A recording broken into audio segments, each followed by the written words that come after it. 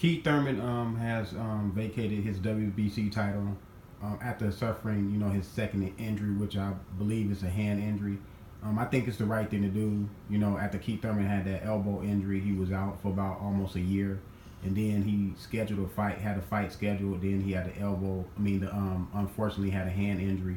But him relinquishing the belt, I'm good with that because Shawn Porter and Danny Garcia will reportedly fighting for it, and both of those guys are his mandatory. So it makes sense to me that if one of them, both of them fight for the WBC title, one of them will come out the winner, and that would eliminate one of his mandatories, and he would just have to fight the guy that wins the fight, and he can go after and get his belt back. So to me, that's just a process of elimination. I'm glad that he decided to relinquish the belt, the WBC title, because you can't be holding up the division. You know what I'm saying? I like Keith Thurman. Keith Thurman is one of my favorite fighters.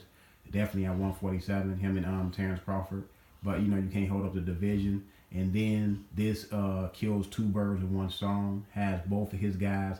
I don't know how he had two guys that was his mandatory. I never heard of that. But it eliminates one of the guys. I hope they make the fight. Danny Garcia look like he wants to fight now. We know Shawn Porter wants to fight. So let's get that fight on. Have an explosive fight. Keith Thurman can come back with his mandatory. Then he can fight the winner of that. Then he can go after either Spence or Earl Spence or Terrence Crawford, next year. So I believe Keith Thurman should be able to get two fights this year. So we'll see what happens. But yeah, this is good news that he relinquished the title, man, because there's other guys that want to fight for the title.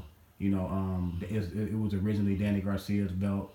Shawn Porter wants another shot at the title. So let them two get it on. That should be a great fight. And I'll let you know who I got in that fight. But yeah.